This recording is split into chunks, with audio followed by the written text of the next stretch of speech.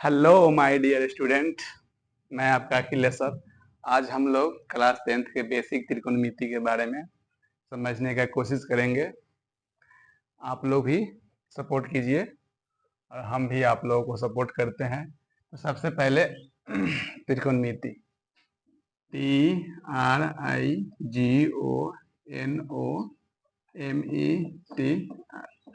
ये हो गया त्रिकोणमिति।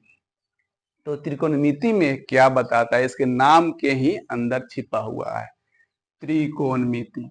त्रिकोण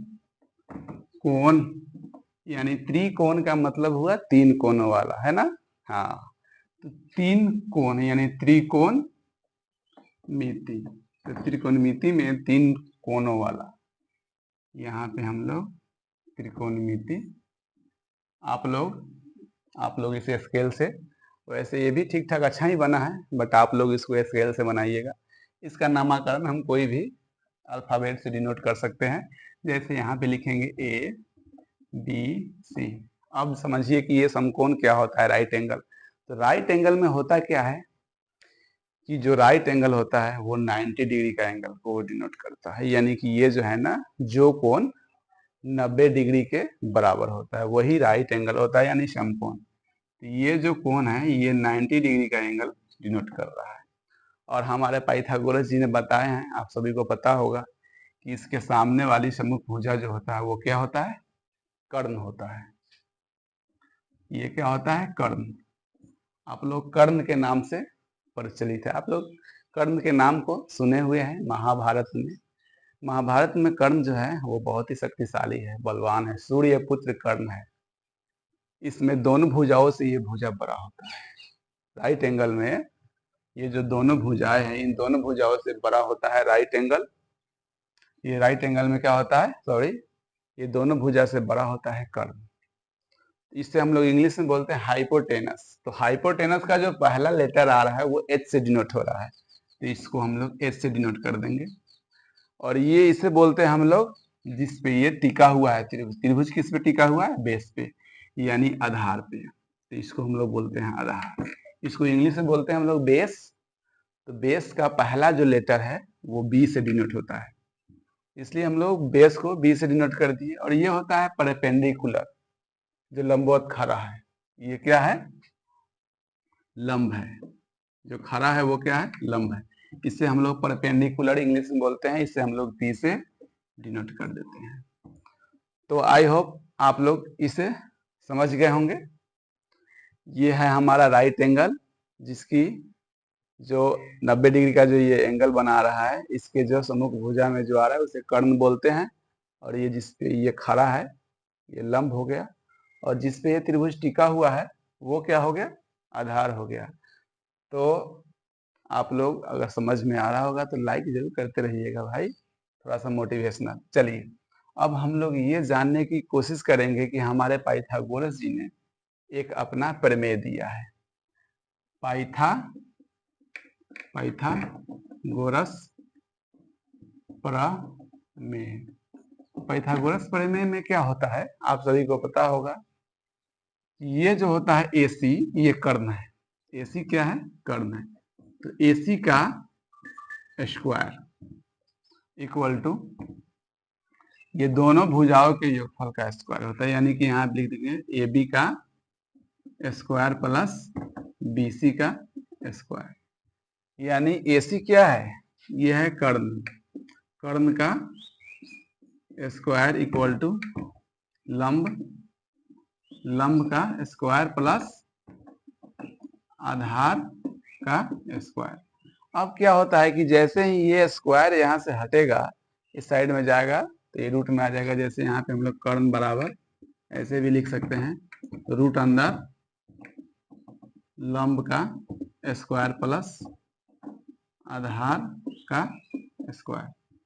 आप लोग समझ गए होंगे। ये यहाँ से स्क्वायर हटा तो यहाँ पे रूट पे आ जाएगा, ठीक है। अब हम लोग क्या करेंगे, अगर जैसे देखिए, इसे हम लोग अब शॉर्टकट में इस फॉर्मूला को लिख देते हैं, FORMULA। फार्मूलाज, इसके हम हिंदी में इसे बोलते हैं सूत्र। क्या बोलते हैं हिंदी में? हिंदी में फॉर्मूला को सूत्र बोलते हैं। तो सूत्र हम लोग लिखते हैं यहाँ पे, h बराबर क्या हो जाएगा, रूट अंदर P square plus B square, यानी कि जब हमको कर्ल निकालना होगा तो इस दोनों का क्या करना होगा, योगफल करना होगा। अब यहाँ पे अगर हमको p निकालना होगा तो कर्ण में से माइनस करना होगा। यहाँ पे H square minus B square, P निकालना होगा तो बी घटाना होगा।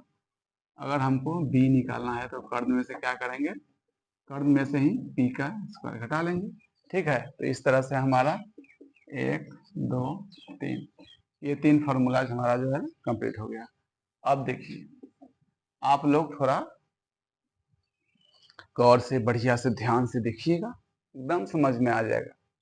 ये है हमारा बेसिक। अभी जो है ना, अब हम लोग आगे कुछ ट्रिक भी देखेंगे जिससे बहुत सारे फार्मूला को हम लोग निकालेंगे। उस ट्रिक को हम लोग देखेंगे।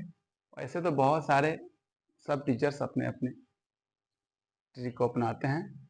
बहुत सारा ट्रिक है जो आपको अच्छा लगे, जो आपको याद हो जाए, जो आपके मेमोरी में रह सके, टिक सके, उसका इस्तेमाल करेंगे। तो आइए अब हम लोग आय के फार्मूला को देखते हैं। जैसे यहाँ पे दे देते हैं साइन थीटा बराबर पी बटा एच, कॉस थीटा बराबर बी बटा एच, टैन थीटा बराबर पी बाई बी। ये हो गया आपका। तो ऐसे इसे हम लोग लंब बटा कर्ण लिख सकते हैं, लेकिन ऐसे ही लिखते हैं। अब इसका रिवर्स यानी उल्टा, अब इसका रिवर्स हो जाएगा, यू टर्न ले लेंगे। अब जैसे अब यहाँ पे साइन का होता है cosec, C O S E C, cosec theta equal to H by P. उसके बाद sec theta equal to H by B, और टैन का क्या होता है, cot theta equal to B by P. इतना तो आप लोगों को समझ में आ गया होगा। आप लोग तो इतना नादान नहीं, आप लोग मैच्योर हो चुके हैं। अब आप लोग 10th क्लास में भी चले गए हैं ना। आइए अब हम लोग इसे ट्रिक पे भी लिख सकते हैं।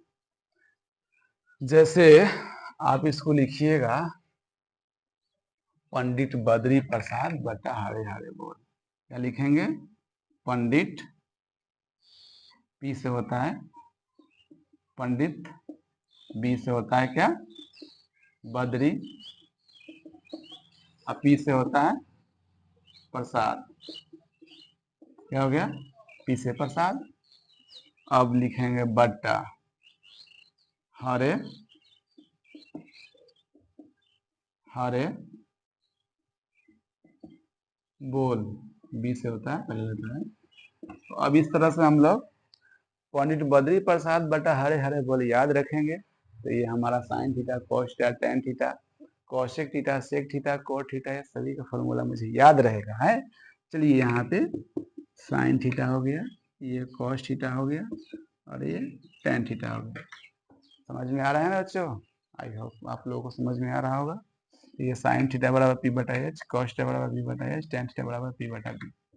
इसे हम लोग बहुत सारे फॉर्मूला है, जैसे लाल बटा कक्का भी होता है। जैसे यहाँ एल ए एल, लाल बटा कक्का, के ए, कक्का कक्का। हाँ, अब ये हो गया आपका साइन थीटा, ये हो गया आपका कॉस थीटा, ये हो गया आपका टैन थीटा। इसको अब यू टर्न में ले लेते हैं। यू टर्न में ये हो गया आपका कौन सी, अब ये टैन है तो ये क्या हो जाएगा, कॉट। ये हो जाएगा आपका कॉट थीटा। ये क्या हो जाएगा, के बटा ए। आप लोग समझ में आ गया होगा तो आप लोग भी कुछ बोलिएगा। इसको यू टर्न में अब आप लोग लिखिएगा और इसे कमेंट में बताइएगा। और समझ में अगर आ रहा है तो थोड़ा सा लाइक वगैरह करते रहिए। यहाँ पे देखिए, जैसे साइन थीटा बराबर, ये हिंदी में है लंब बटा कर्ण, कॉस थीटा बराबर आधार बटा कर्ण, टैन थीटा बराबर लंब बटा आधार। यानी ये जो हम बताए हैं ये इंग्लिश मीडियम में है और ये जो ट्रिक है ये हिंदी मीडियम में है। अब आपको जो याद हो जा रहा है उसको आप लोग याद कर लीजिए। अब जैसे इसको बोलेंगे हम लोग आधार बटा लंब, तो ये क्या हो जाएगा, कॉट का हो जाएगा। और यहाँ पे क्या बोलेंगे, कर्ण बटा आधार, तो ये क्या हो जाएगा किसका, कॉस का होता है सेक थीटा, और ये हो जाएगा आपका कर्ण बटा लंब तक कौशिक हो जाएगा, COSEC कौशिक। तो आई होप आप लोग तो ये समझ गए होंगे ना, ये TRIC ट्रिक, HINDI हिंदी, ये ट्रिक नंबर 2 है। और ये जो है TRIC के ट्रिक नंबर 1 है, ये इंग्लिश में है। ठीक है, तो आई होप आप लोग समझ रहे होंगे ना, समझ में आ रहा है तो थोड़ा लाइक वगैरह का बटन दबाते रहिए। ठीक, अब इसके बाद हम लोग एक क्वेश्चन को सॉल्व करके देखते हैं। जैसे मान लीजिए यहाँ पे कोई क्वेश्चन दे देता है, ठीक, यहाँ पे दे देता है 3 और यहाँ पे दे देता है 4, ये है लंब, ये है आधार, और बोल देता है कि एच हमको निकाल के दिखाइए, इसका नामकरण ABC। ठीक, तो अभी आप देखें यहाँ h बराबर क्या होता है फॉर्मूला, रूट अंदर p² प्लस b²।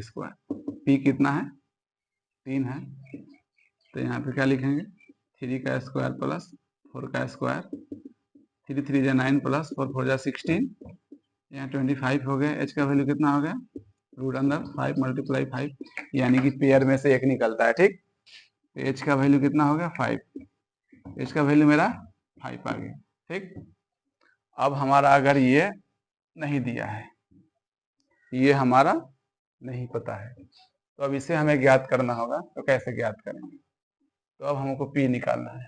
तो p का फॉर्मूला क्या होता है, रूट अंदर h² माइनस क्या होता है b²।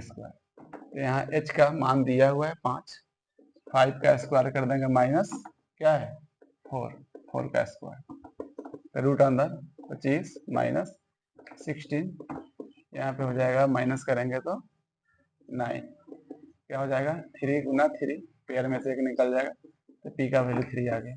ठीक, तो यहाँ पे हम लोग 3 डाल दिए, 3 था 3 आ गया।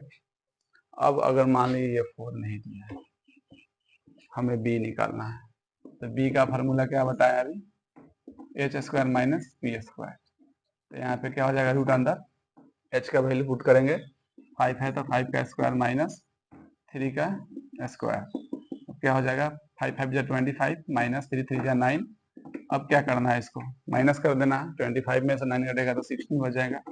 अब यहाँ पे 4 मल्टीप्लाई 4, पेयर में से एक निकल गया 4, तो यहाँ पे b का वैल्यू आ गया। आई होप आप लोग थोड़ा बहुत नहीं अच्छे से समझे होंगे। अगर आपको समझ में नहीं आता है तो कमेंट में लिखिए कि सर मुझे समझ में नहीं आया है, तो मैं इसे फिर से समझाऊंगा। और फिर जो है ना आगे मैं अब जो अगला क्लास होगा उसमें हम त्रिकोणमिति का एक्सरसाइज 8.1 लेकर के आएंगे। तब तक के लिए बाय, थैंक यू।